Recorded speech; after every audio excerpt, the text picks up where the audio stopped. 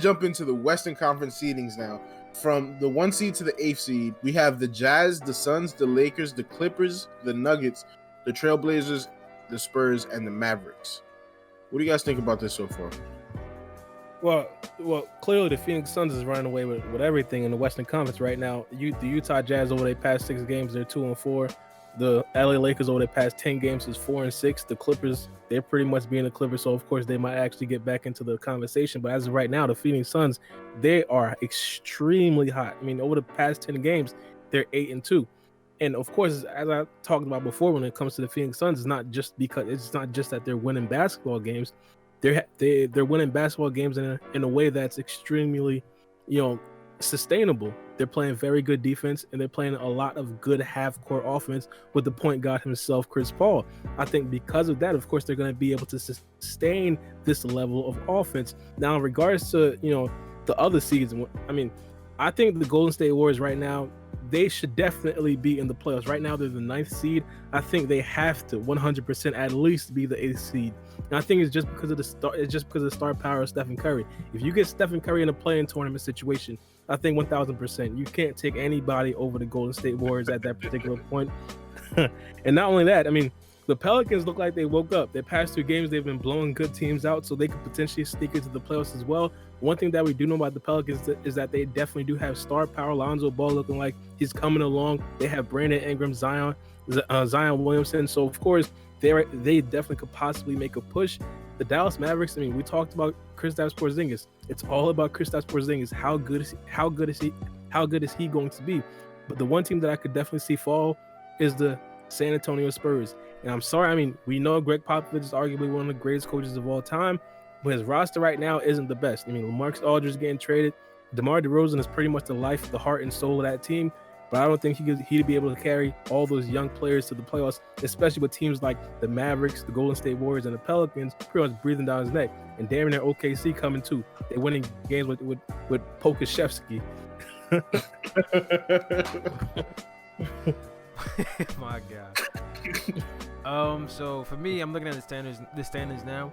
I actually do think that the Suns will finish as the 1 seed. But as far as everything, the 6th seed and up being the Blazers and going up, I think nothing really changes. Rob, you took my point exactly. With the Spurs, I see them falling, like taking a nosedive, especially when you're about to get rid of your second best player on your team.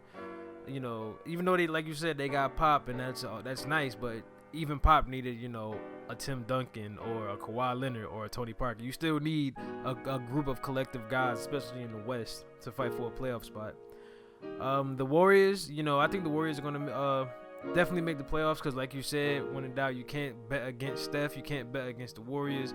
And I just want to see also what they do come the trade deadline. They said, I think it was Bob Myers or one of the GMs that said that they're going to hit it strong. This trade deadline, they're going to be very aggressive, so I want to see what they do.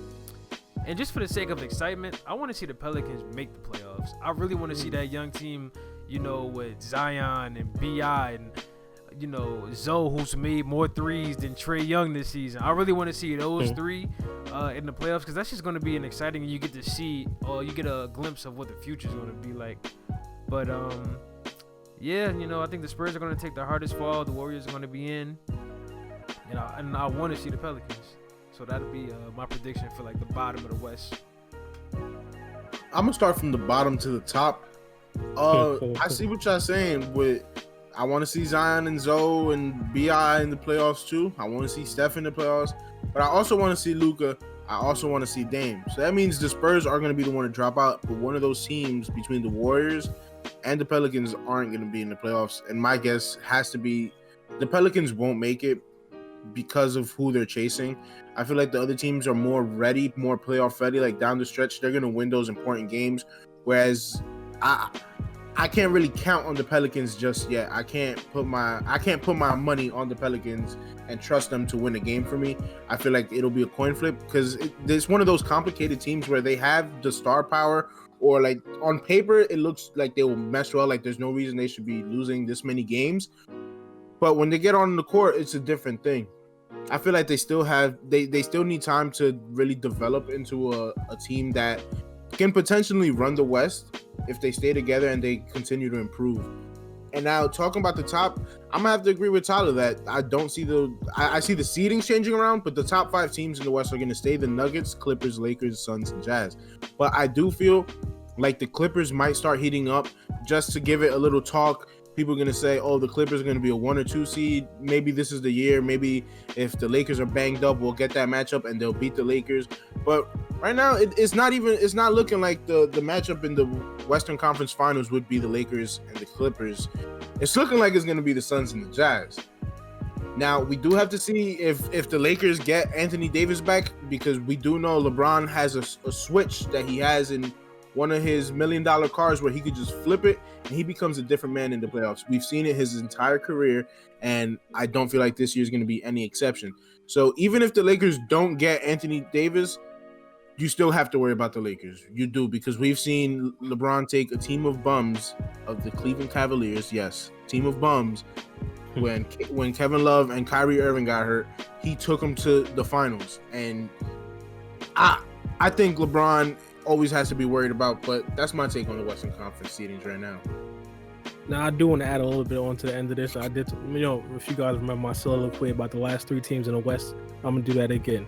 Okay, we got to bring it back. The Sacramento Kings, they just lost Marvin Bagley. He just broke his hand. He's potentially going to be out for the rest of the season. They cannot catch a break. They cannot catch a break. As I said, they've missed the playoffs for 16 straight seasons. They're missing it again. We didn't even mention them. You know, they're missing it. They're missing it again. It's looking completely bad. Luke Walton most likely is going to be fired within the next couple of weeks. It's going to be very, very difficult.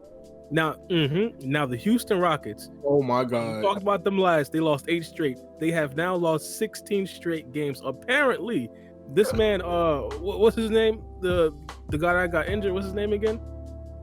For who? Oh, the young cat. The Rockets. Yeah, the young cat. Christian Wood. Christian Wood. Yeah. Apparently, Christian Wood is the MVP right now. Apparently. Because they lose him, they lose 16. They were winning with Christian. They won a basketball game with Christian Wood. They won. Out of nowhere. Now PJ Tucker wants to get traded. A whole bunch of things going. It's just looking completely bad for the Houston Rockets. Now the Minnesota Timberwolves, they did hire a new coach. They're about 2-2 since they hired a new coach. That right there looks to be very good. You know, another team that did hire a new coach. I know it's going to be completely different, man, because I'm not talking about the East, but the Hawks hired a new coach. It's very noteworthy, and they've won 5 straight games. Well, they didn't say hire a new coach. They upgraded Nate McMillan. The thing about Nate McMillan is that he's a defensive-minded coach, and the Hawks already have all the offensive power in the world. So I think that right there could possibly be a very good mix, and of course could prove to be could possibly be problematic for the Bulls. Now, these bottom 3 teams in the West, I'm glad you brought it up. The Kings can't catch a break. The Rockets can't. They can't win a game. But an interesting stat that I want to look at: the Rockets have lost 16 games in a row. And they still have a better record than the Minnesota Timberwolves. Can the Minnesota Timberwolves like move out of the NBA? Can we relocate them? Because they have good players. They have Karl Anthony Towns. They have D'Angelo Russell. That's more than 9 wins. That's more than 9 wins. There's no reason a team loses 16 straight and they still don't have the worst record in the NBA. I mean, but is that better than 9 wins? Is Cat and D'Lo better than 9 wins? I feel like it's supposed to be. Somewhere else that's not Minnesota, I feel like they should have more than 9 wins. I mean, listen, it could be coaching, it could be location, it could be that they don't have Cade Cunningham yet. It's a number of things that's going on with the Minnesota Timberwolves, and I don't know, man. It's just it's a coaching thing, really. It goes way back to KG and Latrell Sprewell, I think his name is. It goes back to that. Well, I think the Timberwolves is a classic case of people forgetting that there is a whole other half of basketball, and it's not just offense.